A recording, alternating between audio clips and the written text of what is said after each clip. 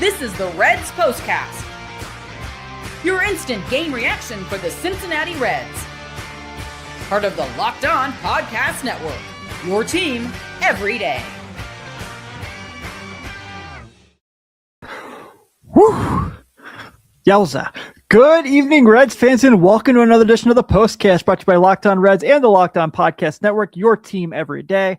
I'm Tim Daniel, lifelong Reds fan on my second season here covering the Cincinnati Reds, and I want to thank you for spending some time with me tonight as we discuss the Cincinnati Reds getting demolished by the Kansas City Royals 9-2. This episode is brought to you by Game Time, where right now new customers can get $20 off their first purchase. Down the Game Time app and create the code Locked On to get started. Well, on tonight's show, you know, they always say you win 60, you lose 60. It's what you do with the other 62. Tonight was one of the losing 60. They were not destined to win today. We're going to talk about Edwin Arroyo's first impressions at the big league level. And we're going to shout out a guy I never thought I'd ever shout out, Brandon LeBrandt. All of that and a whole lot more. And let's get to it. This is what you'll be talking about. So, wasn't a good day to be a Reds fan. No. You find out first that Elly De La Cruz is going on the IL, which is the right call. I just want to make sure I emphasize that before we get to this. I do think that they're doing the right thing to let this go and be something where they just let it go and they just let him get healthy. Because, you know, we saw last year how much when he was playing on one leg bogged him down. We can't do that again. We cannot risk the franchise going through this stuff anymore. So yes, they made the right decision to let him rest. It just came at a really bad time, right? I mean, there's no good time for Elly De La Cruz to get hurt, obviously. But that was step one in the night. Step two, you know how I do the day before Chase Burns starts. You know, I come on here, I'm like, guys, it's just going to be Chase Burns Day tomorrow. I can't wait for Chase Burns Day. It was supposed to be Chase Burns Day. It ended up being Lyon Richardson Day because Chase Burns got scratched because he was sick. Dark times, Harry. Dark times. My point being, this was not one they were going to win. It just wasn't in the cards tonight for the Reds to get a win. And it's part of that thing where you say, like I said, you're going to win 60 games in the majors in every season. You're going to lose 60 games in the majors. It's those 62 in the middle that you find out what team you are. And yes, tonight was a loss. And yes, this has been a very frustrating since the end of April. I don't think tonight is who they are because they're down their best hitter and their best pitcher got scratched. And I don't think Kansas City is good by any means, by any stretch of the matter. I can't imagine that they're, anyone's like looking at this and like, yeah, the Royals are better than the Reds. No, it was just a night where the Reds could not get a win because the baseball gods just shook their fists at us and said, tonight is not your night. Try again tomorrow. And that is exactly what the Reds are going to have to do, is try again tomorrow because more pain, people, more pain. Lane Thomas got a grand slam tonight. Can we just talk about that? Lane Thomas got a grand slam tonight for the Kansas City Royals. Did anyone else know he played for the Kansas City Royals until today? Like I was like, oh, is he still playing for the Guardians? Shows how much I know. I'm pretty good at knowing what's going on with transactions. Totally had no idea he was playing for the Royals. But he had a grand slam off Lyon Richardson, Lyon Richardson pitched a big league game. Lyon Richardson got a start in a big league game. Can we just emphasize this real quick? Please. Lyon Richardson started a major league game. It only got an inning in because he got rocked. First guy he faces in the game, hits him. No, he walked the first guy, which was Jansen, hits Bobby Witt Jr., and then it's just the floodgates open up from there. Man, this is not fun. And this is one where things just couldn't go the Reds' way. And it made things very difficult to be a Reds fan tonight because pain, they say pain is just weakness leaving the body. Unless you're a Reds fan, pain is permanently sitting in your stomach, just waiting to strike you again. That's what pain is. And that's what being a Reds fan is. Let's go ahead and get to the turning points of the night. Time to reveal where the game was won or lost. It's the turning point.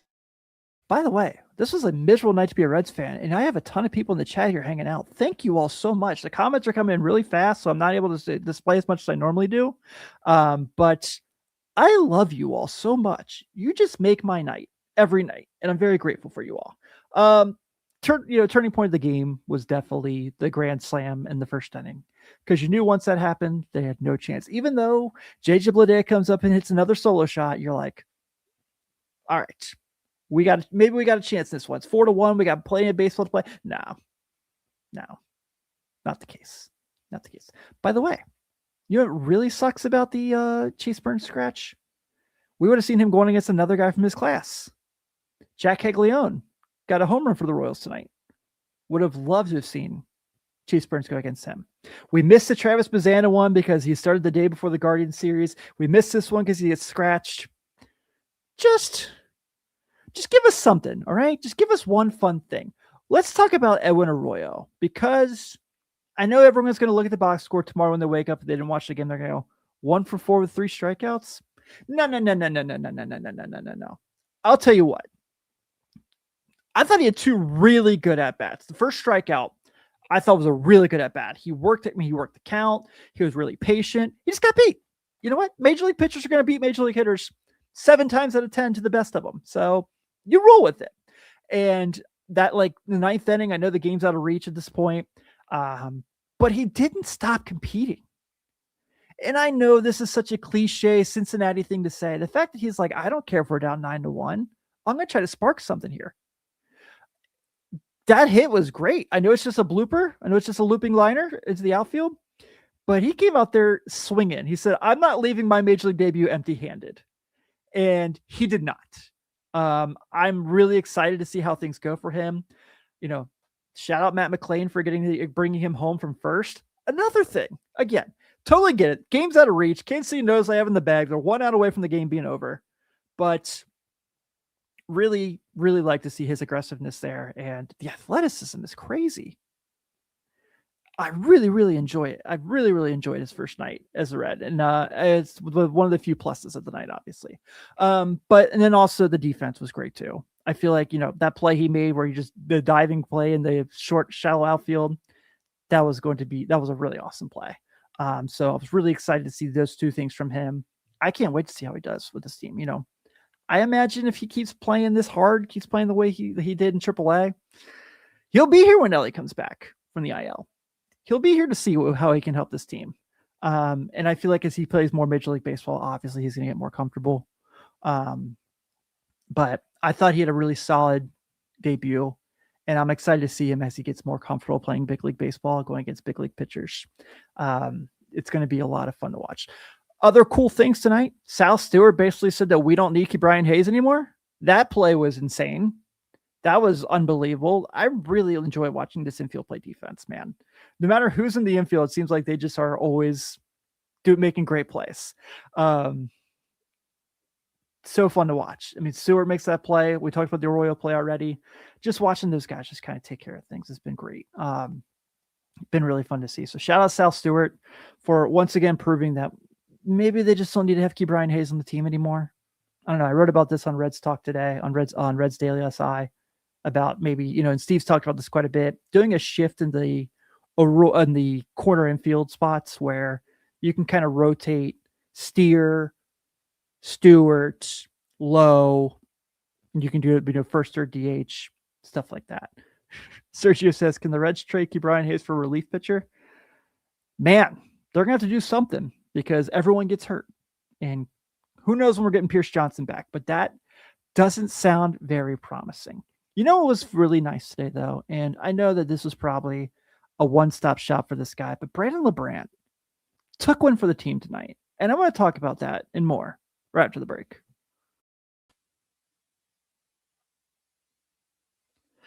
Nothing like watching a Reds game live at Great American Ballpark. Even better when you get the ticket deal of like no other. The only problem, getting tickets can feel like a grind. Long queues, surprise fees, prices jumping at checkout.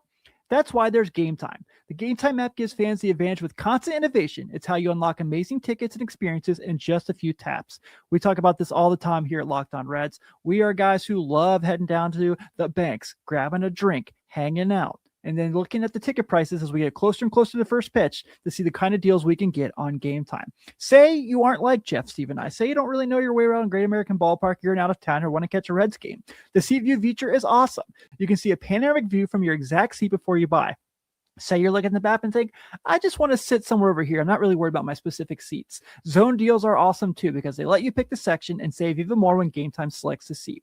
You can follow your favorite team on the road. Say you want to catch the Reds next weekend in St. Louis. Get alerts when new deals drop on Game Time. 2 taps and it's done. No stress, no hidden fees, just great seats and minutes. That's what makes it so easy to decide last minute to hit a game. Take the guesswork out of buying MLB tickets with Game Time. Download the Game Time app and create a code locked on for $20. Download the Game Time app, create an account, and use code LOCKEDON for $20 off your first purchase. Terms apply. Again, create an account and redeem code LOCKEDON for $20 off. Download the Game Time app today.